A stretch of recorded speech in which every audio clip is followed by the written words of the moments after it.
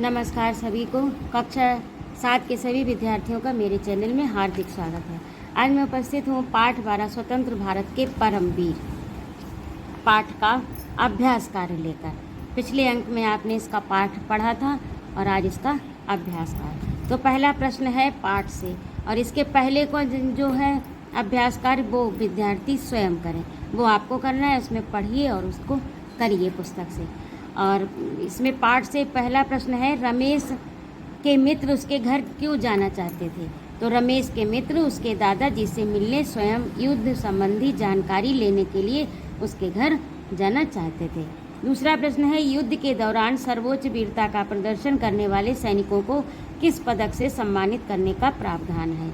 तो इसका उत्तर है, युद्ध के दौरान सर्वोच्च वीरता का प्रदर्शन करने वाले सैनिक को परमवीर चक्र से सम्मानित करने का प्रावधान है।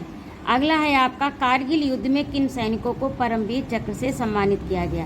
कारगिल युद्ध में captain Manoj Pandey, Yogendra Singh Yadav, rifleman Sanjay Kumar, captain Vikram Batra को परमवीर चक्र से सम्मानित किया गया। और अगला प्रश्न आपका है, सबसे कम उम्र के परमवीर चक्र विजेता बनने का गौरव किसे प्राप्त है? तो सबसे कम उम्र में परमवीर चक्र विजेता बनने का गौरव 19 वर्षीय ग्रेनेडियर योगेंद्र सिंह को प्राप्त है। और अगला प्रश्न है, कैप्टन विक्रम बत्रा ने 20 जून 1999 को क्या कामयाबी हासिल की थी? तो कैप्टन विक्रम बत्रा ने 20 जून 1999 को कश्मीर लेह मार्ग के ठीक ऊपर सबसे महत्वपूर्ण चोटी 5140 को पाक सेना, यहाँ पर छूट गया था तो मैंने इसे ऊपर लिखा है, आप यहाँ पर पाक है, पाक सेना से अपने कब्जे में लेकर कामयाबी हासिल की। और अगला है आपका भाषा की बात। भाषा की बात में देखिए, पहला है, दिए गए शब्दों का वर्ण विच्छेद कीजिए। तो चक्र का क्या है?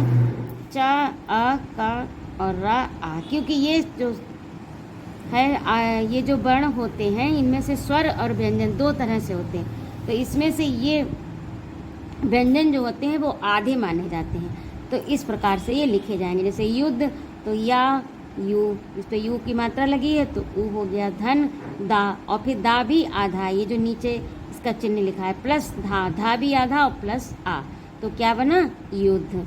और सैनिक में है सा, धन, ए, धन, ना, धन, ई, धन, का, इक। इस प्रकार से सैनिक हो गया। ये वर्ण जो हैं वो आधे होते हैं, सैनिक। और पदक में है पा, धन, आ, धन, दा, धन, आ, धन, का, धन, आ, तो इस प्रकार से पदक हो गया। अब अगला है आपका, मुहावरों का अर्थ स्पष्ट करते हुए वाक्य प्रयोग कीजिए। तो पहला आपका है हौसला बढ़ाना, यानी हिम्मत बढ़ाना। वाक्य प्रयोग इसका क्या होगा? पिताजी सदैव काव्य सर्जन में मेरा हौसला बढ़ाया करते थे। दूसरा है फतेह करना, जीत हासिल करना। युद्ध में भारतीय सैनिकों ने फतह की। और जान की बाजी लगाना, जान जोखिम में डालना। वाक्य प्रयोग इसका है, कारगिल युद्ध में सैनिकों ने अपनी जान की बाजी लगा दी।